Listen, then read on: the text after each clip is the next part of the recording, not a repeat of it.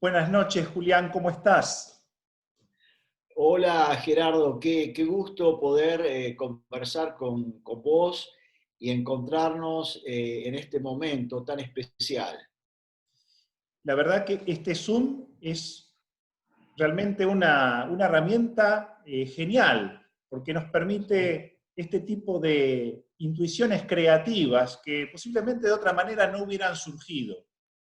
Claro, no la conocíamos, al menos no era una herramienta tan popular antes de la pandemia, ¿no? Ahora todo el mundo la utiliza. Sí. ¿Qué te parece si conversamos de literatura y teología? Me parece perfecto, aunque creo que sé bastante más de literatura que de teología, pero Vamos a ver qué sale. Vamos a ver qué sale.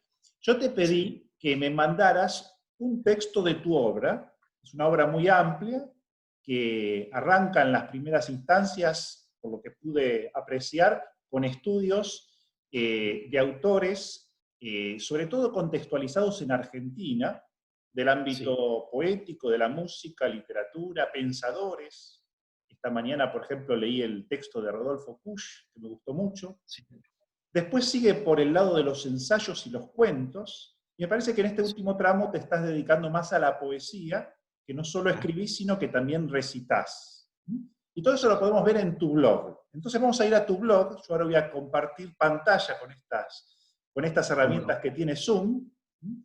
Vamos a ir a tu blog y me vas a leer la poesía que vos elegiste. De toda tu obra Sí, me elegiste esto, no sé por qué, después mirás diciendo. ¿eh? ¿cómo no? Este, la verdad que he disfrutado mucho, los primeros textos tuyos los leí desde academia, pero me parece Claro, un gran logro para este tipo de obra el blog, porque tenés todos tus textos aquí al costado y es muy sí. ameno de lectura, porque muchos textos son breves, son ágiles, y uno puede irse como entreteniendo, puede irse como enriqueciendo en espacios así del día como variados, ¿no? O sea, como que es algo muy práctico. ¿eh? El blog es muy práctico. Y vos me Qué elegiste bueno, me una alegro. poesía que inicialmente me desconcertó, pero vamos a leerla, y yo voy a decirte lo que me parece, lo que me surge de ese texto tuyo. Muy bien. La leo entonces. Se llama El poeta maldito y claro, el que habla en el poema es el poeta maldito, ¿no? Alucinado voy por Florida, hijo del ácido y del veneno. El ácido se llama poesía, el veneno es la vida. Toda la poesía cabe en un poema. Por una avenida de flores voy, la poesía me ilumina. Las flores de carne necesitan carne porque tienen hambre de vida. Fruto de esa carne soy y de su carne me alimento. En esta isla del hambre, donde devoramos y nos devoran, en esta selva de hermanos, padecemos hambre, horror del hambre. Toda la poesía cabe en un poema. Dios vendrá a buscarnos un día y nos dará un bocado de su propia carne. Entre todos nos comeremos al Hijo del Hombre y luego beberemos su sangre, su carne, fruto necesario, y su sangre, vino nuevo. Toda la poesía cabe en un poema. Oh ciudad, mi ciudad, compadécete de tus huérfanos. Todo pasa por nuestra boca y nuestro estómago y luego va a la cloaca del mundo. Espanto de la carne. En nuestra vida criminal, ¿quién se acuerda del amor sino para devorar los besos? Estamos vivos contra los otros y toda la poesía cabe en un poema. Por aquí no se llega al paraíso. Esta es una avenida del infierno. Sí, este es el poema, Gerardo. empieza con un oxímoron, o todo el poema es un oxímoron, porque parece como una gran contradicción.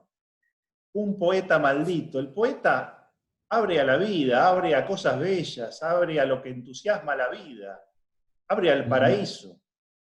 Y esto empieza con un oxímoron, porque es un poeta maldito. Y el mismo texto al final nos dice, por aquí no se llega al paraíso, esta es una avenida del infierno. Es decir, que parecería ser algo como en sí mismo contradictorio. Y está lleno de imágenes contradictorias o de oxímorons. Hijo del ácido. El ácido no tiene hijos, no puede engendrar vida, lo corroe todo y lo destruye todo. El veneno. El veneno es la vida. ¿Cómo va a ser la vida el veneno si el veneno mata la vida? ¿Cómo podemos llamar poesía al ácido? ¿Cómo podemos pensar que toda la poesía cabe en un poema, cuando justamente es ilimitada y limita todo corsé la poesía? Tal vez sea también un oxímoron que una calle matizada por los grises de esta poesía se llame Florida, o que este sujeto alucinado, que puede ser un habitante de la ciudad, a la que después se dirige con una plegaria, que puede ser el hombre marcado por el consumo de la modernidad o de la posmodernidad, que puede ser una persona casi sin rumbo, una persona gris, sin poesía justamente. Dice, las flores de carne necesitan carne, porque tienen hambre de vida. Y acá empieza una serie de versos, fruto de esa carne soy, de su carne me alimento, devoramos, nos devoran. Intuyo un cierto ápice hasta erótico en esto, que es un rasgo tuyo de tu poesía muy recurrente, pero que manifiesta acá egoísmo, afán de consumo, no gozo o amor. Hay horror de hambre, padecemos de hambre. Es una selva de hermanos, lo que parece también otro oxímoron, porque justamente entre hermanos uno se siente en el hogar, no se siente en una selva, en una jungla donde nos devoramos unos a otros. Incluso es interesante esta percepción religiosa, porque eso mismo que puede pasar entre nosotros, devorándonos unos a otros, incluso con esa vertiente también sexual, implícita, me parece, se aplica también a la trascendencia, a Dios que vendrá a buscarnos un día, que nos dará un bocado de su propia carne. Mirado estéticamente es una referencia implícita incluso a la Eucaristía. Uno podría verlo así: entre todos nos comeremos al Hijo del Hombre y luego beberemos su sangre, pero esto no tiene una dimensión humanizante, humanizadora, de transformación y crecimiento de la persona, sino más bien como que se engulle a Dios, se lo convierte en un ídolo, se lo destruye. Y de nuevo, toda la poesía cabe en un poema, se reduce, se acota la vida, se le saca ese esplendor. La plegaria después se dirige a la ciudad, no a Dios, sino a la ciudad. Oh ciudad, mi ciudad, compadécete de tus huérfanos. Porque claro, nos quedamos sin referencias.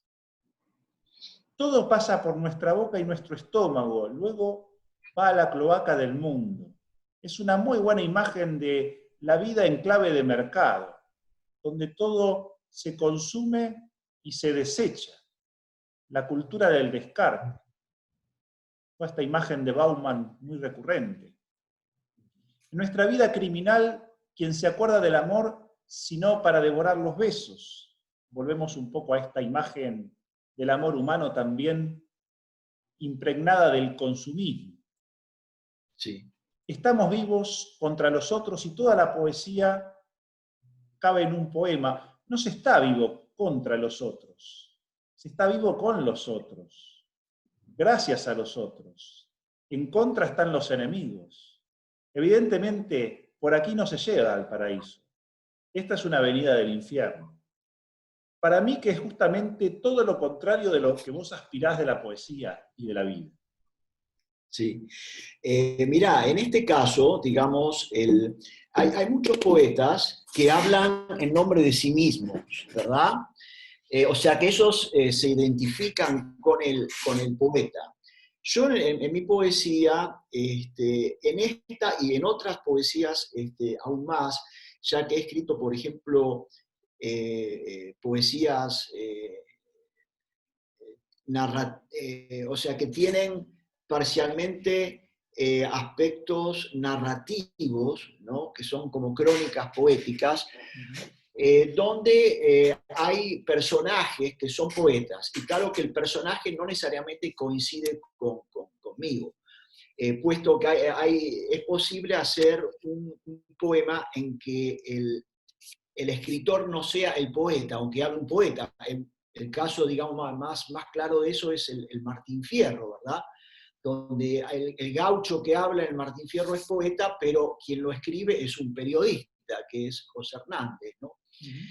En este caso, yo recurro a una imagen histórica que es importante en la historia de la poesía europea y también nuestra, que es la imagen del poeta maldito, que aparece en la poesía sobre todo a partir de Baudelaire y la poesía simbolista del siglo XIX, donde el poeta es un ser marginado que observa la vida que está alrededor de él, pero también es una víctima de esa sociedad que lo margina y lo condena y lo castiga, pero sin embargo es un espectador, o sea que es un espectador a costa de sí mismo y que paga un precio por eso, ¿no? Vos sabés que el Papa Francisco dice que el mejor modo de ver el mundo es desde las periferias. La mejor mirada no es desde el centro. Es decir, no es desde la calle Florida, sino desde las márgenes. Vos en tu poesía tenés una capacidad muy grande de valorizar lo marginal. Sí. Lo marginal del barrio, de la ciudad, por ejemplo, el texto creo que se llamaba así, Esta noche cumbia, ¿no? Sábado a la noche cumbia. Sábado a la noche cumbia. O por ejemplo, el bar de las viejas vedetes, que también no están en la esplendor o en la flor de su carrera, sino más bien en el final, en el deterioro. O un texto que me conmovió mucho, que lo leí ayer, que es la historia de Miguel Ángel Gaitán, El Angelito Milagroso, que está ambientado evidentemente en La Rioja, y que en realidad es un relato. Yo después miré unos videos. Es un caso histórico. Que es una historia real, que además es muy interesante porque en todos estos casos, como que te surge la compasión, la misericordia, pero en el sentido genuino, es decir, no la lástima, ¿no? Sino la valoración o la intuición de lo profundamente humano que emerge justamente en las márgenes, pero no en el centro. Incluso, esto después vos lo llevás al plano también político, porque te declarás abiertamente peronista, y desde esta perspectiva incluso estás como agradecido de vivir en la boca, ¿no? Es decir, como en la margen de la ciudad. Y esto para mí me parece sumamente interesante desde una perspectiva, ya te digo, religiosa o pastoral, porque Dios está en las márgenes. Yo trabajé muchos años, ahora con la pandemia no puedo, en el santuario de Luján. Escuché a mucha gente, y mucha de la gente de tus cuentos, de tus relatos, son las personas que yo he escuchado, durante mucho tiempo. Y donde he encontrado la mejor humanidad, donde parecía que no iba a estar. Exacto.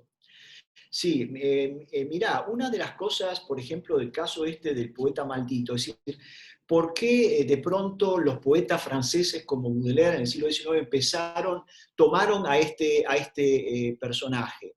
Y es porque el poeta maldito, digamos, habla desde el dolor, ¿no?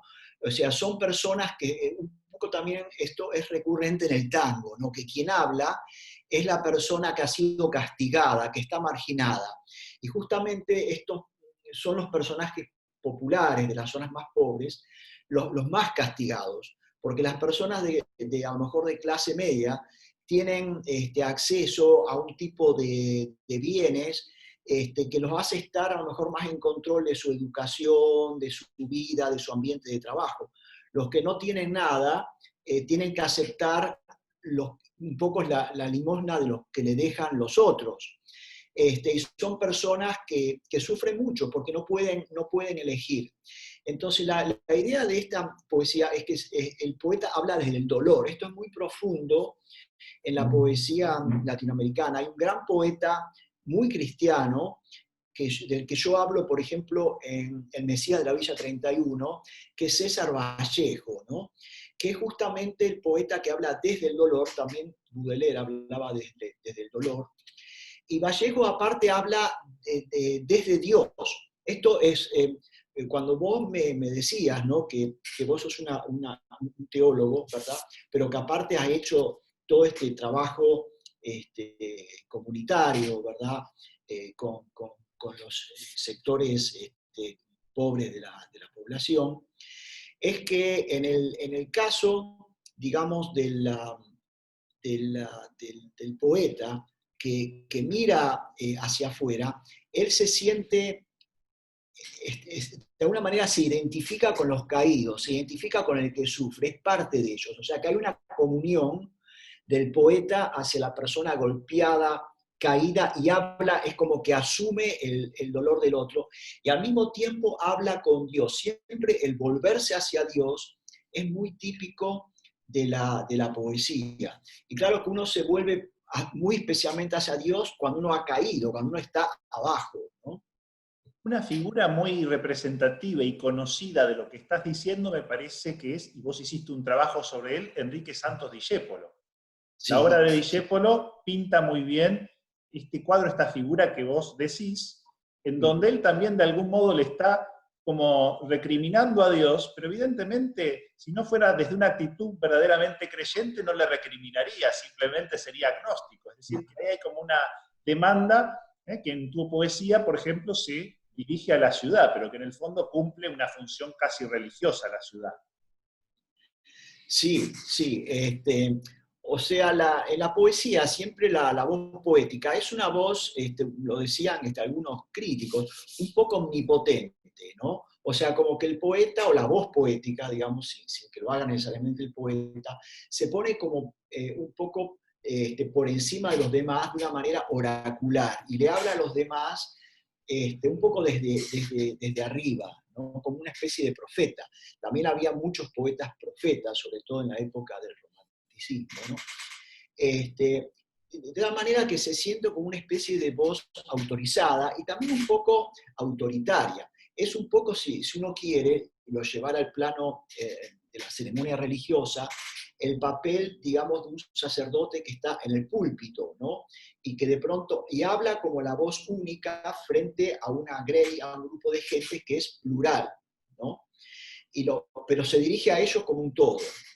Ahora la ¿No? poesía, por ejemplo, yo creo que tiene una fuerza tal vez un poco diferente, porque en el Sí, fondo la fuerza de la poesía y del arte en general es que moviliza aquellas cosas no dichas y las dice de un modo más fuerte que alguien que grita, es decir, lo dice no diciendo, lo dice insinuando, lo dice movilizando.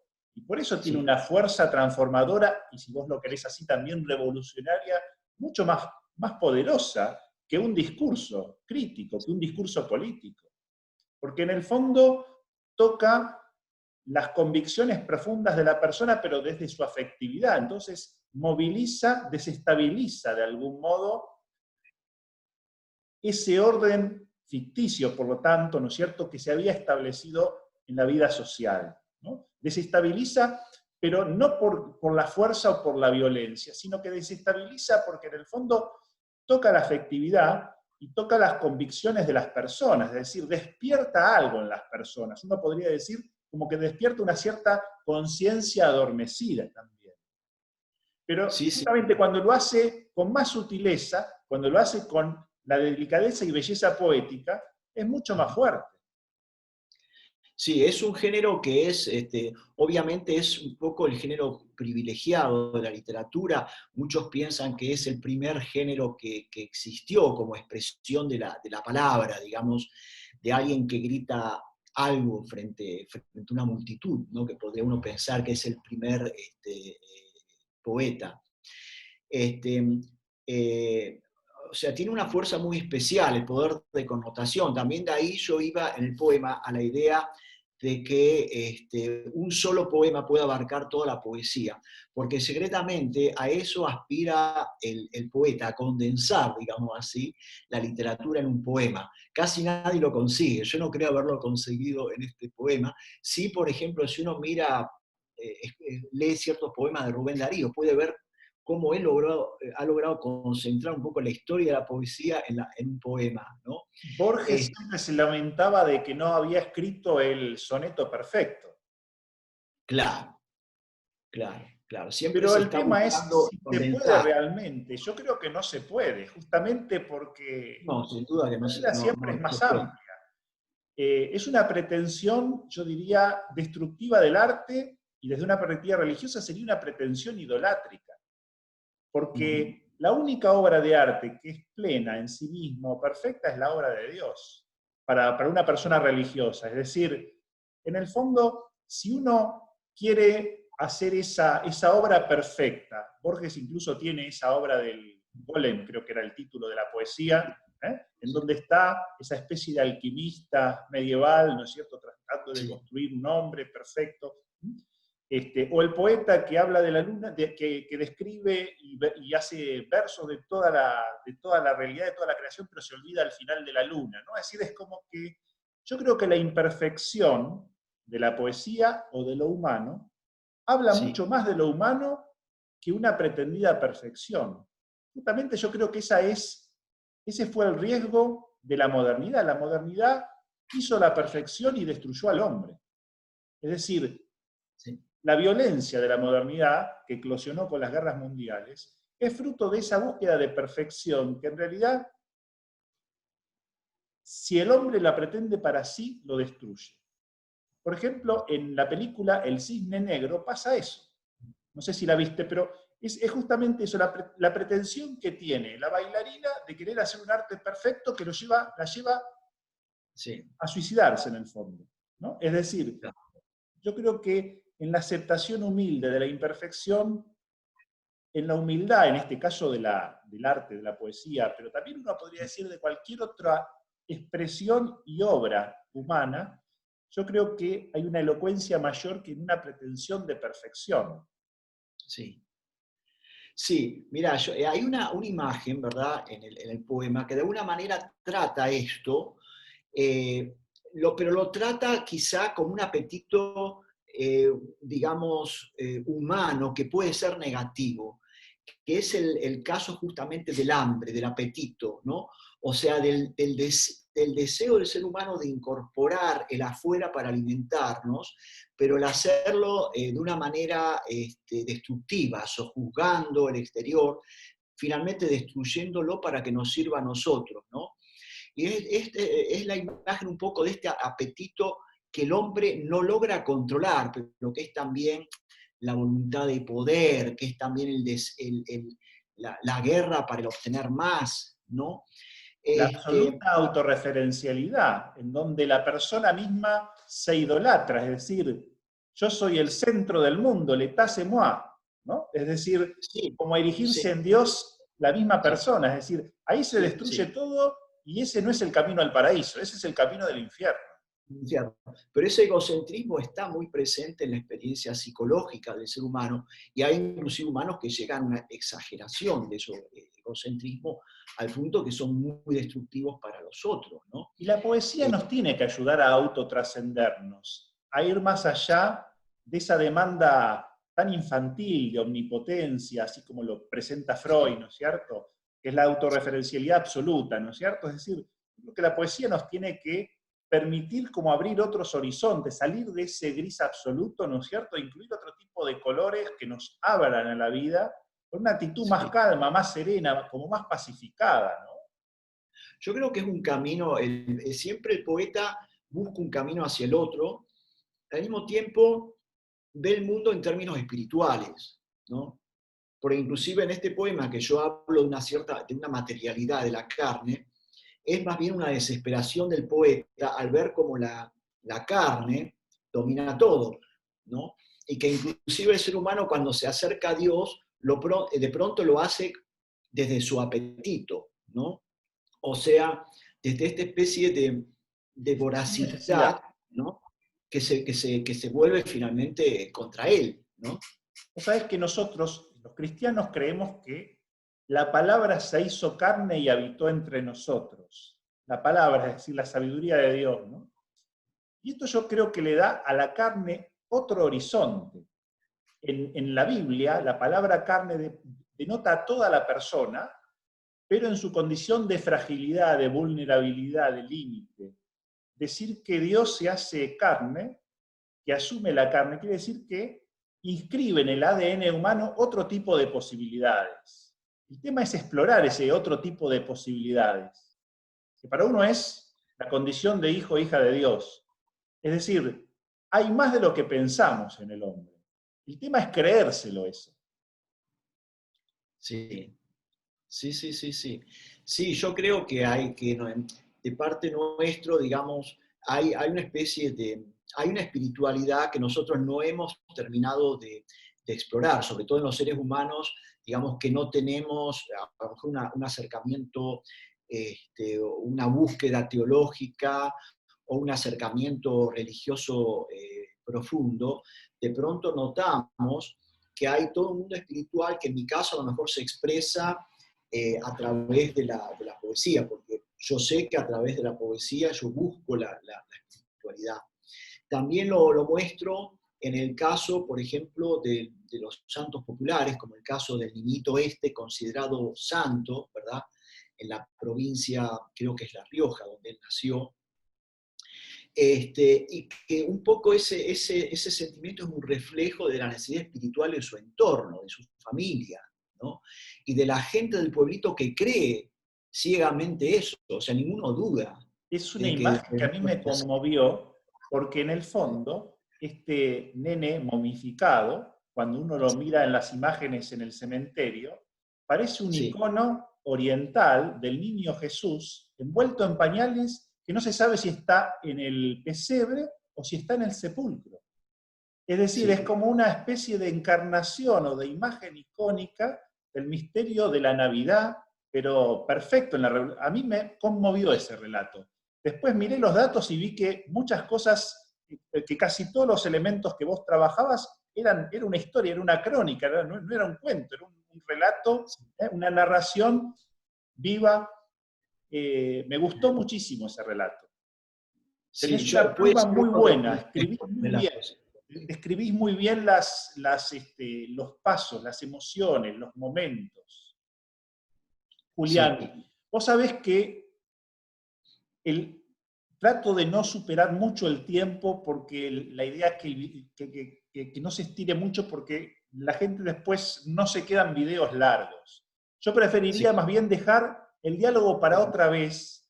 Y este diálogo que fue así, de golpe, es decir, sin previo conocimiento, en esta naturalidad del diálogo, yo creo que tiene más elocuencia. Ni vos sí, ni yo sabíamos cómo iba a salir esto. sí, Ahora voy a tener que volverlo a ver para ver qué salió. Pero me parece que acá es donde se producen cosas nuevas. Acá es donde la vida nos puede asombrar y nos puede dejar algo diferente. Yo te agradezco mucho este tiempo que me dedicás. Vos tuviste una trayectoria muy importante en los Estados Unidos, tenés obras publicadas, sos un autor para acercarse de a poco. ¿Eh? Uno empieza y se va entusiasmando, es para irte disfrutando de a poco. Te agradezco este tiempo que me dedicás y bueno, esta desprolija conversación, porque la vida es así, es desprolija. Cuando uno la pasa muy en limpio, la vida ya no es vida. sí. Sí, yo también te agradezco a vos, Gerardo, este diálogo tan amable, tan simpático, tan humano que hemos mantenido, ¿verdad? Y también quiero un poco desearle a aquellos que de pronto puedan ver este video, ¿verdad? Agradecerles, por su tiempo y comunicarles un poco esta pequeña felicidad de compartir, de hablar de literatura y de hablar sobre el acercamiento de los seres humanos. ¿Sí? Muchas gracias y hasta la próxima. Adiós. Gracias, Gerardo. Gracias. Pronto. Adiós. Adiós.